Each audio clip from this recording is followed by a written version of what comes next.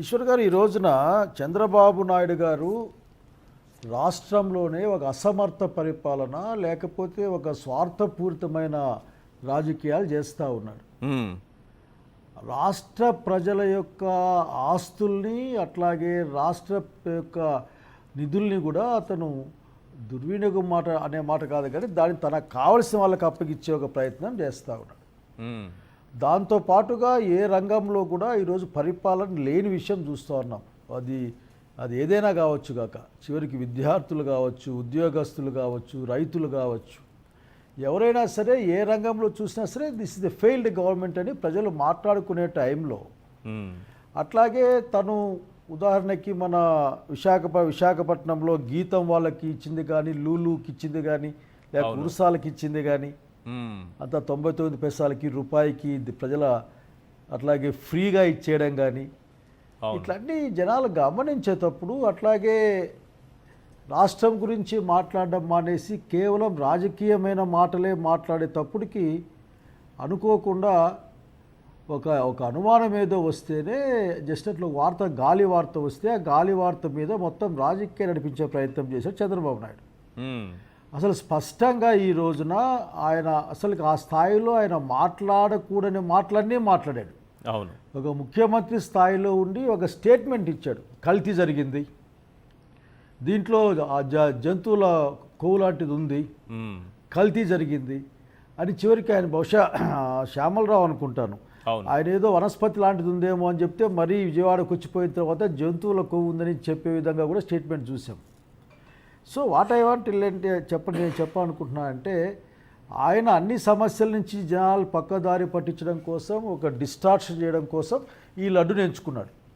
ఈ లడ్డు ఎంచుకున్న తర్వాత నిజంగా సత్యం బయటకు వస్తుంది, ట్రూత్ ప్రివైల్స్ అని సత్యం బయటకు వచ్చినప్పుడు, ఇవాళ సిబిఐ యొక్క సిట్ రిపోర్ట్లో ఇటువంటిది ఏమీ జరగలేదు అని వాళ్ళు దాదాపు ఒక 300 పైచిలుకు పేజీల రిపోర్ట్లు చెప్పిన తర్వాత దాన్ని తట్టుకోవడం కోసం ఇంకా ఆయన ఫస్ట్ టైం మీరు మాట్లాడుతూ ఇంట్లో చెప్పారు. మీరు ఏం చెప్పారంటే, ఎప్పుడైనా కూర్చొని మిత్రపక్షాలతో మాట్లాడారా అని. అవును, ఆయన మిత్రపక్షాలతోనే కాదు ఎవరితోనూ మాట్లాడు, కానీ అవసరం వచ్చినప్పుడు ఆ రోజున పిలిపించుకున్నాడు. అవును, అట్లా బీజేపీ వాళ్ళు కానీ లేక జనసేన నాయకుడు పవన్ కళ్యాణ్ గారు కానీ ఒక 2-3 రోజుల క్రితం మాట్లాడి మళ్ళీ వాటిని పక్కకు పెట్టి వేరే విధంగా మాట్లాడే ప్రయత్నం చేశారు. అంతేకాకుండా మరింత హేట్నెస్ పెరగాల అనే ఉద్దేశంతో, ఎందుకంటే హీ సింకింగ్, అతను ఆంధ్రప్రదేశ్ ప్రజల యొక్క మనసులో అతను అది మునిగిపోతున్న నావలాంటి రాజకీయం చంద్రబాబు నాయుడు గారు ఈ రోజున. సో దానికి అతను చాలా అసహ్యకరమైన మాటలు, చివరికి బాత్రూమ్ క్లీన్ చేసుకునే హ్యాప్రిక్ల దగ్గర నుంచి యాసిడ్, సల్ఫ్యూరిక్ యాసిడే కదా అదేమి దాన్ని ఏం మాట్లాడినా కానీ సల్ఫ్యూరిక్ అంటే HCl ఉంటుంది కాబట్టి దాంతో చేస్తారన్న ఆ మాట చెప్పడం అన్నది ఆఖరి నిజంగా నాకు అర్థం కావట్లేదు. ఎందుకంటే చేతులు కూడా కాలిపోతాయి యాసిడ్లో పెడితే. సో ఎంత పడితే అంత ట్రైగ్లిజరైడ్స్, మోనోగ్లిజరైడ్స్ అంటే నోటికి వచ్చిన ప్రతి పదాన్ని వాడే ప్రయత్నం చేసి జనాల్ని కన్ఫ్యూజ్ చేసే ప్రయత్నం చేశాడు. సో ఈ రోజున వాస్తవం బయటకు వచ్చిన తర్వాత దాంట్లో నాకు కనిపించింది ఏంటంటే, ఈ విధంగానే జనాల్ని అంటే ఒక అనుత్పాదకమైన లేకుంటే అబద్ధమైన విషయం పైన చర్చలో పెట్టిన తర్వాత మొన్న బడ్జెట్ వచ్చింది. ఈ రాష్ట్రానికి పోలవరానికి ఏమో 3,000 కోట్ల డబ్బులు ఇచ్చారు. బహుశా అది 3,300 కోట్లు ఎంత ఇచ్చినట్లున్నారు. పోలవరం దాన్ని ఎత్తు తగ్గిస్తే పోలవరం ప్రాజెక్టు యొక్క ఏమే నష్టపోతుంది. అట్లాగే మన స్టీల్ ప్లాంట్ ప్రైవేటైజేషన్ కావచ్చు, లేకపోతే ఈ రాష్ట్రానికి రావాల్సిన రైళ్లు కావచ్చు, లేక విశాఖపట్నం రైల్వే జోన్ కావచ్చు, కడప ఉక్కు ఫ్యాక్టరీ కావచ్చు, లేక రాయలసీమ ప్రత్యేక ప్యాకేజీ కావచ్చు, ఇవన్నీ ఏమి మాట్లాడకుండా, అసలు ఒక్క మాట మాట్లాడకుండా ప్రజల సమస్యల్ని, అసలు ఈ రోజున దేశంలోనే అత్యధికంగా అప్పు కలిగిన రైతులు ఉన్న ప్రాంతం ఏంటంటే ఆంధ్రప్రదేశ్ అని చెప్పిన రిపోర్ట్లు మనం చూస్తూ ఉన్నాం. బహుశా కేంద్ర మంత్రి గారు చెప్పారు. అవును, అసలు కనుక ఇతను డైవర్షన్ కోసం తప్ప ఇంకోటి దీంట్లో నాకేం కనపడడం లేదు. దీన్ని అందరూ అడుగుతా ఉంటారు, నాగేశ్వర్ గారిది బెదిరించడం ఏంటండి? ఢిల్లీకి వెళితే రాష్ట్ర ప్రయోజనాలు ముఖ్యమా లేక రాజకీయ ప్రయోజనాలు ముఖ్యమా? అంటే మీరు బాబు గారికి రాజకీయ ప్రయోజనాలే ముఖ్యమండి, రాష్ట్ర ప్రయోజనం అది నో డౌట్ బాబు గారికి రాజకీయ ప్రయోజనాలే ముఖ్యం. అధికారం ముఖ్యం తప్ప స్టేట్ గురించి మాట్లాడే పరిస్థితి లేదు. ఈరోజు ఆల్మట్టి డ్యామ్ యొక్క ఎత్తు పెరిగి చివరికి కృష్ణా ఆయకట్టంతా దెబ్బతినే టైంలో కూడా తెలంగాణ వాళ్ళు కోర్టుకు వేసినా మన వాళ్ళు ఇంతవరకు మాట్లాడుతున్న పాపాన పోలేదు. They don't have any interest of the Andhra Pradesh people or Andhra Pradesh state అండి. కాబట్టి చంద్రబాబు నాయుడు నుంచి మీరు ఎక్కువ ఆశించబాకండి. ఆయన చేయగలిగింది ఏంటంటే అక్కడ రాజకీయం తప్ప ఆయన ఇంకేమీ చేయలేడు. ఈ రోజున ఎన్ని విషయాలు ఆఖరికి ఎన్ని స్థలాలు అప్పనంగా ఇచ్చేస్తూ ఉన్నారు ఆఖరికి. అసలు నిజంగా వింటేనే ఆఖరికి ఎంత బాధేస్తుంది. కెమికల్స్ అట, హ్యాప్రిక్ అట, ఇంకేదో గ్లిజరైడ్స్ అట, ఇటువంటివన్నీ కలిపి చేశారట. చేస్తే మనమంతా తిన్నామట. అసలుకి యాక్చువల్గా ఇంకో మాట ఆయన సమాధానం చెప్పాలి. ఇరికి పంపించిన 4-5 నెయ్యి ట్యాంకర్లన్నీ మళ్ళీ ఆయనే కదా ఇరికి తెచ్చుకునింది, ఆయన గవర్నమెంట్లోనే కదా. అది క్లియర్గా ఉంది సార్. అది ఛార్జ్ షీట్లో కాళహస్తిలో క్లియర్గా ఉంది. చంద్రబాబు నాయుడు గారు రాష్ట్ర క్లియర్గా ఉంది కదా.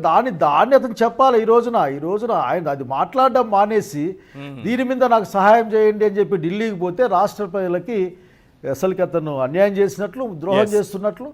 బట్ ఓన్లీ ఒక్క విషయం గుర్తుపెట్టుకోవాలి, అసలుకి ఈ విధంగా ఎప్పుడు కూడా ఆంధ్రప్రదేశ్ రాష్ట్రంలో హిందూ మతం పైన కానీ భక్తుల పైన కానీ ఇంత దాడి లేదు. అదేదో చివరికి దేవుడి మీదే అనుమానం వచ్చే విధంగా ప్రవర్తిస్తూ ఉన్నారు ఆఖరికి సీఎం గారు. కనుక I requesting him please correct himself. అట్లాగే ఈరోజు ఇంతటికైనా ఆపాలి ఆయన. ఈ రాష్ట్ర ప్రజలకి పొరపాటు అయిపోయింది, నాకు రాంగ్ ఇన్ఫర్మేషన్ వచ్చింది అని చెప్పి ఒప్పుకోవాలి. అట్లా కాకుండా నేను కేంద్రానికి కూడా పోయిస్తానంటే కష్టంగా ఉంటుంది. రైట్. రామ్నాథ్ గారు, ఢిల్లీలో చంద్రబాబు నాయుడు గారు లడ్డూ ఇష్యూ ప్రస్తావించుంటారా, ప్రస్తావించి ఉండరా? ఈ కొవ్వు ఇష్యూ ప్రస్తావించుంటారా, ప్రస్తావించి ఉండరా? ఈ ప్రచారాన్ని ఉధృతం చేయాలని చెప్పుంటారా, చెప్పుండరా? ఎందుకంటే నాకు ఎక్కడొస్తోందంటే డౌటు, ఈ కొన్ని ఎల్లో మీడియాలో వచ్చినటువంటి బ్రేకింగ్ న్యూస్ చూసినప్పుడు కొంత అనుమానం కలుగుతుంది. ఇప్పుడు ఈశ్వర్ గారు, మీకు ప్యానెల్లో ఉన్న పెద్దలందరికీ నమస్కారం. ఇప్పుడు చంద్రబాబు నాయుడు గారి ఢిల్లీ టూర్ ని 2 విధాలుగా చూడొచ్చు మనం. ఫస్ట్, ఈ రోజు రేపు ఎల్లుండి నేషనల్ మీడియా ఎలా స్పందిస్తుంది అన్నది చూడాలి. చంద్రబాబు నాయుడు గారు ఢిల్లీ వెళ్తే ప్రధానంగా మీడియాని మేనేజ్ చేయడానికి వెళ్తూ ఉంటారన్న ఒక ఇది ఉంది. అవును. సో ఈ రోజు కాకపోయినా రేపు ఎల్లుండి ఏమన్నా మళ్ళీ ఇంకో రౌండ్ ఏమన్నా నేషనల్ మీడియా ప్రచారం మొదలు పెడుతుందా లేదనేది చూడాలి. దాన్ని బట్టి కూడా చంద్రబాబు నాయుడు గారు మీడియా మేనేజ్మెంట్ కోసం కూడా ఢిల్లీ వెళ్ళారా లేదన్నది మనకు కూడా తెలుసు. కానీ ఆయన ఎందుకు మాట్లాడలేదు? మీడియా అడిగిన ప్రశ్నలకు అవకాశం దొరికితే దేశం మొత్తం వినేలా మాట్లాడాలి కదా. ఆయన నేచర్ కదా, అది నైజం కదా. ఇప్పుడు పొరపాటున ఎవరైనా టక్కని మీరు కల్తీ జరిగిందన్న 4 ట్యాంకర్లు మళ్ళా మీరు లడ్డు తయారు చేశారంట కదా సార్, ఎందుకు అలా జరిగిందంటే సమాధానం ఉండదు. బోలే బాబాను మీరు 2018లోని మీరే తెచ్చారంట కదా సార్ అంటే సమాధానం ఉండదు. 2018లో మొత్తం లడ్డుకంతా మంచి నెయ్యి వాడి ఉంటే మళ్ళీ ప్రత్యేకంగా రోజుకు 900 కేజీల నెయ్యిని వాసనగా రావడానికి, ఉండలు చేసే సమయంలో వాడడానికి ప్రత్యేకంగా ఎందుకు తెచ్చారు సార్ అంటే సమాధానాలు లేవు. అందుకనే ఆయన హిందీలో ప్రశ్న అడిగితే చంద్రబాబు నాయుడు గారు తర్వాత మాట్లాడదామని తెలుగులో చెప్పేసి వెళ్ళిపోయారు. ఇప్పుడు చంద్రబాబు నాయుడు గారు వెళ్ళి మీరంతా ఈ లడ్డు మీద నాతో పాటు మాట్లాడండి అంటే అమిత్ షా గారు, మోడీ గారు తల ఊపుతారు అనేది నేను అనుకోవడం లేదు ఈశ్వర్ గారు. ఎందుకంటే చంద్రబాబు నాయుడు గారు చెప్పినంత మాత్రాన్ని వాళ్ళ లైన్ మార్చుకునే పరిస్థితి లేదు. కాబట్టి మనం నిశ్చితంగా గమనిస్తే ఇక్కడ ఈ మధ్య కొన్ని అంశాల్లో గ్యాసిప్స్ ను ప్రచారం చేయడానికి టీవీ ఛానళ్లను వాడుతోంది తెలుగుదేశం పార్టీ. బాగా గమనించండి, టీవీ ఛానల్లో అచ్చి అబద్ధాన్ని కూడా రివర్స్ లో వైసీపీ మీద ప్రయోగిస్తున్నారు. కానీ మరుసటి రోజు వాళ్ళ పత్రికల్లో అవి రావు. మళ్ళా మన రోజా జోగి రమేష్ గారి మధ్య జరిగిన సంభాషణ కూడా టీవీలో వేశారు, కానీ తెల్లారి పత్రికల్లో లేదు. మళ్ళీ ఇక్కడ లేదు. అంటే ఇప్పుడు కూడా ఈ రోజు కూడా ఏం చేస్తున్నారు, అమిత్ షాకు వెళ్లి చంద్రబాబు నాయుడు గారు ఫిర్యాదు చేశారు లడ్డు మీద, వైసీపీ సంగతి తేలిపోతుంది, ఈడీ వచ్చేస్తుంది అని ప్రచారం చేస్తున్నారు. కానీ ఈనాడు లాంటి వెబ్సైట్లలో పోతే మళ్ళా లడ్డు మీద మాట్లాడారనేది లేదు. అమరావతికి చట్టబద్ధత కోసమే అమిత్ షా గారిని చంద్రబాబు నాయుడు కలిశారు అని బోర్డు చెప్తూ ఉన్నారు. ఇక్కడ బాగా గమనిస్తే ఏంటంటే చంద్రబాబు నాయుడు గారు తాను ఒక ఊహలోనికి వెళ్ళిపోయారు. తానే పరీక్ష రాసేసి తాను కొన్ని సమాధానాలు రాసి, నేను రాసిన సమాధానాలన్నీ కరెక్ట్, నాతో పాటు ఉన్న వాళ్ళందరూ కూడా ఇవే సమాధానాలు రాయాలి అని చంద్రబాబు నాయుడు గారి ఆర్గ్యుమెంట్. కానీ ప్రజలకు, బీజేపీ వాళ్ళకు బాగా అర్థమైపోయింది చంద్రబాబు నాయుడు గారు రాజకీయంగా తన గోయి తాను తవ్వుకున్నారు, ఈ గోయిలోకి మనం ఎందుకు తిరగాలి, చంద్రబాబు నాయుడు గారు రాసిన సమాధానాలన్నీ పచ్చి అబద్ధాలు అనేది బీజేపీ వాళ్ళకు కూడా తెలుసు. కానీ మాధవ్ లాంటి వాళ్ళు పక్కన కూర్చొని మాట్లాడారు కదా మొన్న ఆ గ్రూప్ గా పెట్టిన ప్రెస్ మీట్ లో. అయితే మనం గమనిస్తే మాధవ్ గారు ఎక్కడ కూడా జంతువులకు ఉందని చెప్పలేదు. ఓకే. కల్తీ జరిగింది దుర్మార్గం అని చెప్పేసి వెళ్ళిపోయారు. కానీ ఆ, అదే తెలుగుదేశం పార్టీ వాళ్ళు ఆ ప్రెస్ మీట్ జరిగిన తర్వాత కూడా Telugu Desam party TV channel debate పెట్టి ఎందుకు బీజేపీ వాళ్ళు రావడం లేదు ముందుకు అవును. అటు మాట్లాడారు. ఇక్కడ చంద్రబాబు నాయుడు గారి మీద చాలా గౌరవంతోనే చెప్పాల్సిన అంశం ఏంటంటే, ఒక చంద్రబాబు నాయుడు గారు మినహా ఈ ప్రపంచంలో ఏ హిందువు కూడా ఈ మాటలు మాట్లాడేందుకు సాహసం చేయరు, అది కూడా రిపీటెడ్ గా. ఉమ్, ఎక్కడ జంతువులకు మొదలుపెట్టి కెమికల్స్ అని చెప్పి, అసలు నెయ్యే కాదని చెప్పి, మళ్ళీ జంతువుల కోతో తయారు చేసిన రసాయనాలని చెప్పి, చివరకు బాత్రూమ్లు కడిగే కెమికల్స్ వాడారు అనే స్థాయికి వెళ్ళిపోయారు. ఇది బీజేపీ వాళ్ళు వాడలేరు ఎట్టి పరిస్థితుల్లో. ఎందుకంటే ఈ పదాలు ఎవరు వాడినా, ఈ ప్రచారం ఎవరు చేసినా కూడా ప్రజలు అసహించుకుంటున్నారు. చంద్రబాబు నాయుడు గారు ఒకవేళ నిజంగా అది జరిగి ఉంటే, మీరు రాష్ట్ర పెద్దగా మీరు దీన్ని కవర్ చేయాలి, కానీ ఇల్లు ఎక్కి ఎందుకు ప్రచారం చేస్తున్నారు అన్నది మౌలిక ప్రశ్న. దీన్ని బీజేపీ వాళ్ళు గుర్తించారు, అందరూ గుర్తించారు. చంద్రబాబు నాయుడు గారు మాత్రం గుర్తించడం లేదు. తాను నమ్ముతున్నది చంద్రబాబు నాయుడు గారి సొంత స్ట్రాటజీ అయితే తెలుగుదేశం పార్టీని ఎవరు కాపాడలేరు. ఒకవేళ ఎవరైనా సలహాదారులకి ఈ సలహా ఇచ్చింటే, ఇలాంటి ఆకతాయి సలహాలు ఇస్తున్న సలహాదారులను తెలుగుదేశం పార్టీ చంద్రబాబు నాయుడు గారు వెంటనే మార్చుకోవాల్సిన అవసరం కూడా ఉంది. ఇప్పుడు ఈ రోజు ప్రొఫెసర్ నాగేశ్వర్ గారు ఒక విషయం చెప్పారు. అంటే ఆయన కూడా బెదిరింపాల్సి వస్తున్నాయంటే, మేము చెప్పినట్టుగానే చెప్పాలి, మీరు జంతువులకు ఇదే కాదు ఇంకా చాలా బ్యాడ్ గా కలిపారు అన్నది కూడా మీరు చెప్పాలి అంటూ బెదిరించారట. దాంతో పాటు నాగేశ్వర్ గారు ఒక విషయం చెప్పారు. ఒక బీజేపీ నాయకుడు నాకు ఫోన్ చేశారు. ఫోన్ చేసి, సార్ చంద్రబాబు నాయుడు గారు ఇదే వ్యవహారంలో ఇతర మతాలకు సంబంధించిన ప్రార్థనా మందిరాలకు సంబంధించిన వ్యవహారం అయితే ఇంత పబ్లిక్ గా ఇంత ప్రాపగాండా చేయగలుగుతారా అని నాగేశ్వరరావు గారిని బీజేపీ నాయకుడు ప్రశ్నించారట. దాంతో నాగేశ్వర్ గారు, మరి నన్నేం చేయమంటారు అంటే, మేము ఎలాగో కూటమిలో ఉన్నాం కాబట్టి చంద్రబాబు నాయుడు మాటలు మేము ఖండించలేం, కనీసం మీలాంటి వాళ్ళన్నా మాట్లాడాలి సార్. ఇదే ఏరే మతానికి సంబంధించి అయితే చంద్రబాబు నాయుడు గారు ఇంత ధైర్యంగా మాట్లాడే వల్ల, అంటే హిందూ మతం అంతా లోకం అయిపోయింది చంద్రబాబు నాయుడు గారికి అని అన్నారు. మనం ఇంకా కొద్దిగా ముందుకెళ్ళి చూస్తే చంద్రబాబు నాయుడు గారి అన్ని, అంటే మరి ప్రకృతి భగవంతుడు ఏమో కానీ ఒకటోటి ఇంటర్లింక్ అవుతున్నాయి.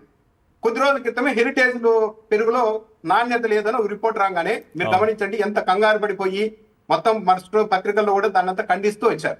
ఎందుకు వచ్చారు? హెరిటేజ్ లో నాణ్యత లేదు అంటే బిజినెస్ పడిపోతుంది, మనకు నష్టం వస్తుంది. హెరిటేజ్ ఒక ఓనర్ ఉన్నాడు కాబట్టి కౌంటర్ చేసుకుంటున్నారు. అంటే వెంకటేశ్వర స్వామి ఆలయం అనాథన, అక్కడ ఉన్న చైర్మన్ కావచ్చు, ఈవో గారు కావచ్చు, కనీసం వాళ్ళని ప్రచారాన్ని అడ్డుకోవాలి. లేదు, వాళ్ళు కూడా రాజకీయాల్లో మిళితం అయిపోయారు. ఇంకెవరు ఇప్పుడు? అంటే చంద్రబాబు నాయుడు గారు తన కుటుంబానికి తన సొంత వ్యాపారాలు, సొంత రాజకీయాల కోసం అయితే ఒకలా, అదే వెంకటేశ్వర స్వామి ఆలయం మీద మనం ఎంత ప్రచారం చేసినా నష్టం జరిగితే లడ్డూ జరుగుతుంది, వెంకటేశ్వర స్వామి ఆలయానికి జరుగుతుంది, మనకు రాజకీయంగా మంచి జరుగుతుంది కదా అన్న ఆలోచనతో చంద్రబాబు నాయుడు గారు ముందుకు వెళ్తూ ఉన్నారు అనేది బాగా అర్థమవుతుంది. మీరు అందరూ వచ్చి మాట్లాడండి అంటున్నారు, కానీ మీరు ఈ మధ్య కొద్దిగా గమనిస్తే నారా లోకేష్ గారు దీంట్లో ఎక్కువగా ఎంటర్ కావడం లేదు.